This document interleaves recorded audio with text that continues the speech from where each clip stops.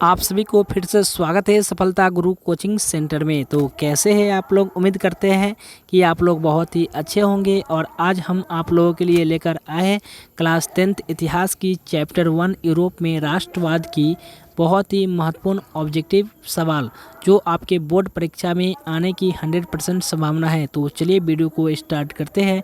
और स्टार्ट करने से पहले यदि अभी तक आप लोगों ने हमारे इस चैनल को सब्सक्राइब नहीं किया है तो कृपया चैनल को सब्सक्राइब करके अपने सारे दोस्तों या ग्रुपों में वीडियो को शेयर कर दीजिए।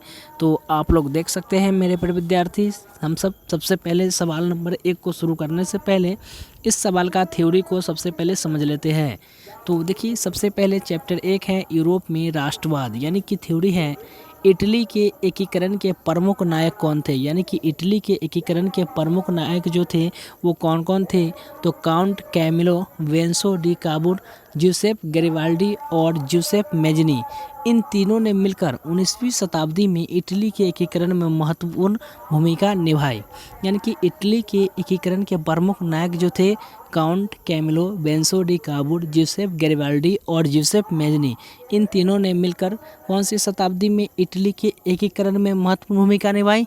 तो आप सभी को याद करके रखना है 19वीं शताब्दी में। तो बताइए इस सवाल का राइट आंसर क्या होगा।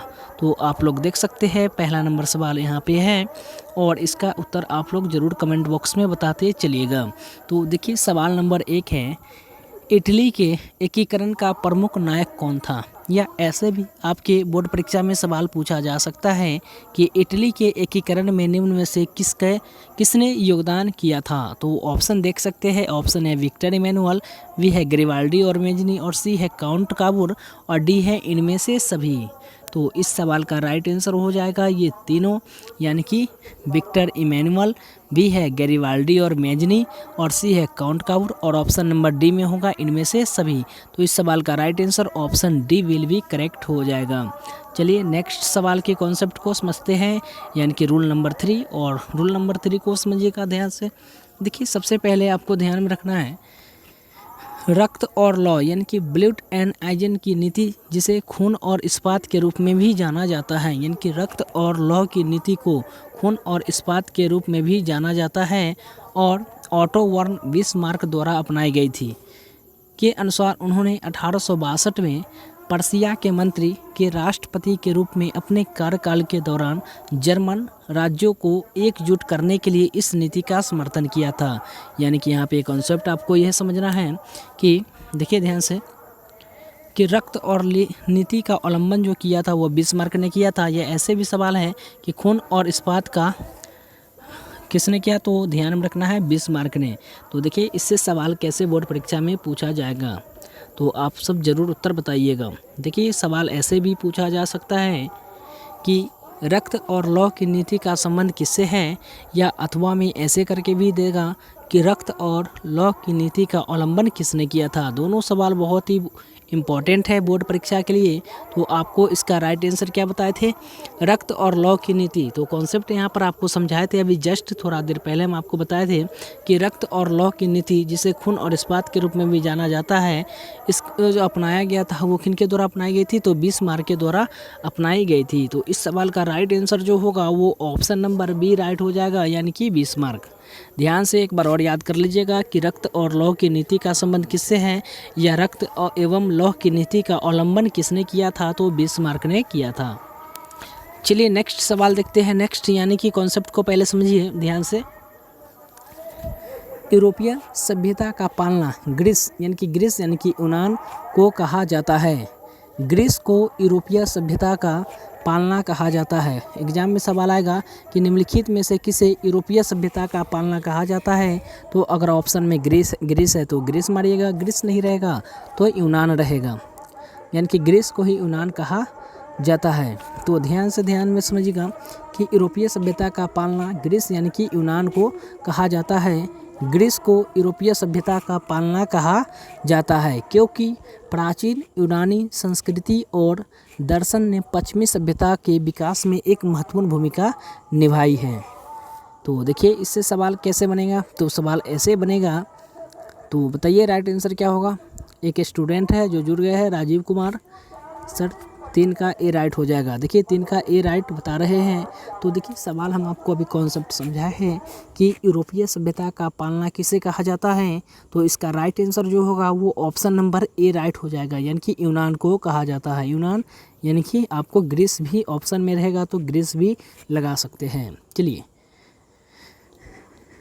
नेक्स्ट कॉन्सेप्ट को समझते हैं। नेक्स्ट कॉन्सेप्ट है कि प्रथम जिनेवा कन्वेंशन जो हुआ था वो 22 अगस्त 1864 को हुआ था। आपको क्या ध्यान में रखना है कि सर सवाल हम आपको उससे पूछेंगे और इसका कमेंट में भी आपको आंसर बताना है कि प्रथम जिनेवा कन्वेंशन कब हुआ था। तो प्रथम जिनेवा कन्वेंशन जो हुआ था वो कब हुआ था, तो आपको ध्यान में रखना है 22 अगस्त 1900 2 मिनट ध्यान से समझिएगा इसको। 22 अगस्त 1864 को हुआ था। चलिए तो आप कॉन्सेप्ट को समझ गए होंगे। एक बार और आपको याद दिलाना चाहेंगे कि सर प्रथम जिनेवा कन्वेंशन 22 अगस्त 1864 को हुआ था और इसका मुख्य उद्देश्य युद्ध के दौरान घायल और बीमार सैनिकों के साथ मानवीय व्यवहार सुनिश्चित करना था। तो ध्यान से समझ गए होंगे आप लोग। चलिए नेक्स्ट सवाल को समझते हैं। और सवाल कैसे पूछा जाएगा बोर्ड परीक्षा में, तो सवाल ऐसे पूछेगा कि प्रथम जिनेवा कन्वेंशन कब हुआ था, और ऑप्शन आपके पास रहेगा ध्यान से 1862 रहेगा, ऑप्शन बी में रहेगा 1864 रहेगा, और ऑप्शन सी में रहेगा 1909, और ऑप्शन डी रहेगा 1988। तो क्या हो जाएगा राइट आंसर, तो राइट आंसर की बात करेंगे तो राइट आंसर हो जाएगा option B will be correct. और आपको पूरे कॉन्सेप्ट में ध्यान में रखना है कि प्रथम जिनेवा कन्वेंशन 22 अगस्त 1864 को हुआ था और इसका मुख्य उद्देश्य क्या था, तो युद्ध के दौरान घायल और बीमार सैनिकों के साथ मानवीय व्यवहार सुनिश्चित करना था। तो बी विल बी करेक्ट हो जाएगा। तो चलिए नेक्स्ट कॉन्सेप्ट को समझते हैं। तो देखिए ये 3 नंबर सवाल फिर से आ गया है कि यूरोपीय सभ्यता का पालना किसे कहा जाता है। तो आपको अभी जस्ट बताया गया होगा कि यूरोपीय सभ्यता का पालना जो है यूनान को कहा जाता है। नेक्स्ट कॉन्सेप्ट को समझिए ध्यान से। सबसे पहले आपको यहाँ पर पढ़ने को मिलेगा कि सबसे पहले आपको थ्योरी पढ़ना पड़ेगा। थ्योरी पढ़ने के बाद उसका जो भी मल्टीपल चॉइस क्वेश्चन है उसको सॉल्व करना पड़ेगा, जिससे कि आपको सारी कॉन्सेप्ट जो है वो क्लियर हो जाएगा। देखिए 1815 में वियना कांग्रेस के बाद इटली कई राज्यों में बटा हुआ था और 1848 की क्रांतियों और 1860 के दशक में हुए सैन्य अभियानों के माध्यम से इटली के विभिन्न राज्यों को एक साथ लाया गया था और 1861 में विक्टर इमैनुअल द्वितीय को एकीकृत इटली का राजा घोषित किया गया था और 1870 में रोम पर कब्जा करने के बाद इटली का एकीकरण पूरा हुआ। तो ध्यान से आपको समझना है कि सर वियना कांग्रेस इनकी वियना सम्मेलन, आपको ध्यान में रखना है कि वियना सम्मेलन कब हुआ था। तो अगर ये सभी नोट आपको बहुत ही अच्छा तरीका से हमारे व्हाट्सएप ग्रुप में मिल जाएगा या हमारे टेलीग्राम चैनल है, नीचे दिया गया लिंक है, उसमें आप ज्वाइन होकर इस PDF को प्राप्त कर सकते हैं। तो देखिए इसको हम समझाना चाहेंगे कि सर वियना सम्मेलन कब हुआ था। तो वियना सम्मेलन 1815 में। तो 1815 में वियना कांग्रेस के बाद जो इटली कई राज्यों में बटा हुआ था ना, तो इसलिए 1848 की क्रांति और 1860 के दशक में हुए सैन्य अभियानों के माध्यम से इटली के विभिन्न राज्यों को एक साथ लाया गया और 1861 में विक्टर इमैनुअल द्वितीय को एकीकृत इटली का राजा घोषित किया गया था। इसलिए 1870 में रोम पर कब्जा करने के बाद इटली का एकीकरण पूरा हुआ। और एक कॉन्सेप्ट आपको ध्यान में रखना है कि इटली का एकीकरण जो 1871 में पूर्ण हुआ था। बताइए कॉन्सेप्ट आपको कमेंट बॉक्स में बताना है कि इटली का एकीकरण कब पूर्ण हुआ। तो इटली का एकीकरण जो पूर्ण हुआ वो 1871 में पूर्ण हुआ। इस वर्ष रोम को इटली की राजधानी घोषित किया गया था, यानी कि इटली की राजधानी जो है वो रोम है। इटली की राजधानी क्या है, रोम, जिससे एकीकरण की प्रक्रिया पूरी हुई थी। तो आपको उम्मीद करते हैं कि ये भी सवाल आपको बहुत ही अच्छा तरीक़ा से समझ में आया होगा कि सर इटली का एकीकरण कब पूर्ण हुआ, 1871 में। इस वर्ष रोम को इटली की राजधानी घोषित किया गया, जिससे एकीकरण की प्रक्रिया पूरी हुई। तो इटली की राजधानी क्या हो जाएगा, रोम। चलिए नेक्स्ट सवाल को देखते हैं। तो सवाल आपके बोर्ड परीक्षा में ऐसे पूछा जाएगा इटली का एकीकरण कब पूर्ण हुआ? ऑप्शन ए है 1861, बी में है 1871, सी है 1720 और डी है 1817। तो अभी आपको क्या कॉन्सेप्ट सिखाया गया था कि सर इटली का एकीकरण जो पूर्ण हुआ था वो 1871 में रोम को इटली की राजधानी बताया गया था। तो B will be right answer हो जाएगा, ऑप्शन बी करेक्ट।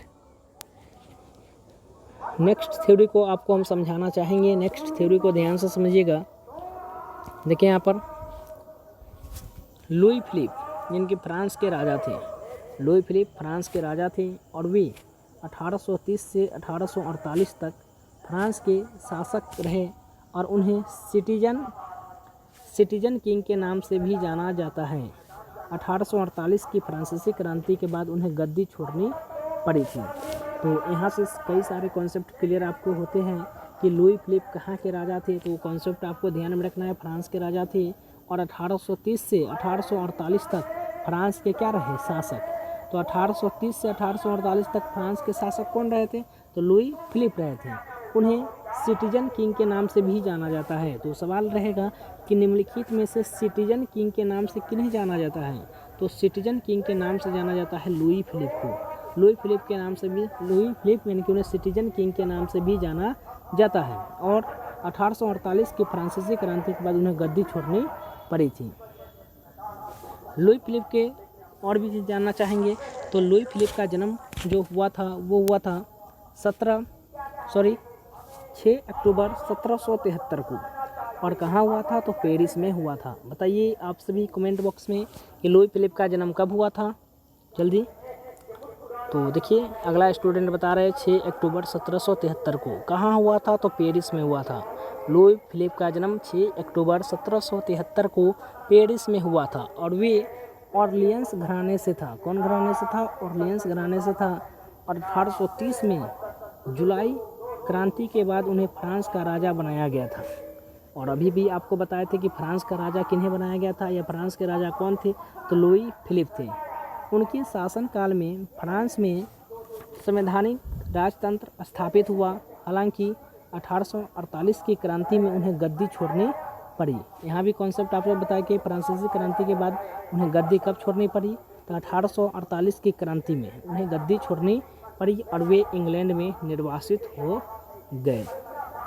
उम्मीद करते हैं कि ये भी कॉन्सेप्ट आपको समझ में आया होगा। चलिए नेक्स्ट सवाल को हम देखते हैं। 6 नंबर का आंसर बताइए फटाफट। देखिए लुई फिलिप किस देश का शासक था? तो अभी आपको जस्ट बताएंगे। ऑप्शन ए है जर्मनी, बी है फ्रांस, सी है ऑस्ट्रिया और डी है इटली। तो लुई फिलिप किस देश का शासक था? तो लुई फिलिप जो था वो फ्रांस का शासक था। चलिए नेक्स्ट है बोहेमिया विभिन्न समयों पर विभिन्न शासकों के अधीन रहा है, लेकिन मुख्य रूप से यह चेकोस्लोवाकिया और ऑस्ट्रियाई साम्राज्य का हिस्सा रहा है। और 1948 से 1939 तक और 1945 से 1992 तक यह चेकोस्लोवाकिया का हिस्सा था। और 1939 से 1945 तक बोहेमिया और मोराविया को जर्मनी ने अपने कब्जे में ले लिया था। और 1993 से बोहेमिया चेक गणराज्य का एक बड़ा हिस्सा बन गया था।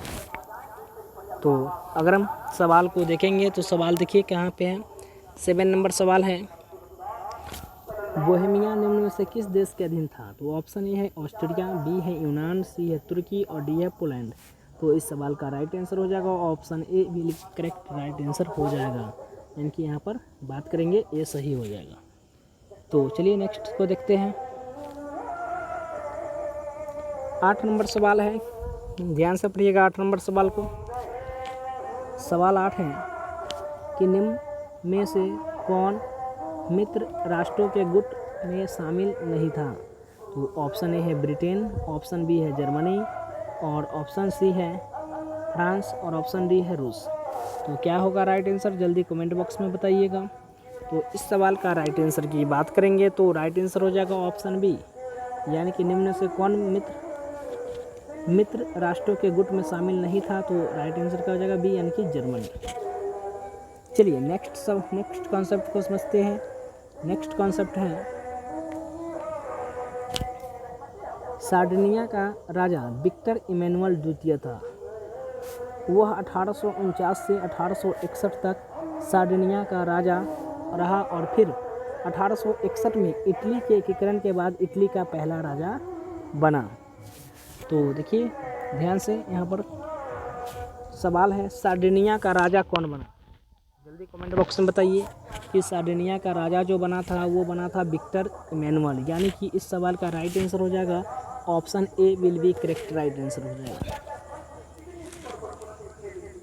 नेक्स्ट कॉन्सेप्ट है जर्मन राइन राज्य का निर्माण नेपोलियन बोनापार्ट ने किया था।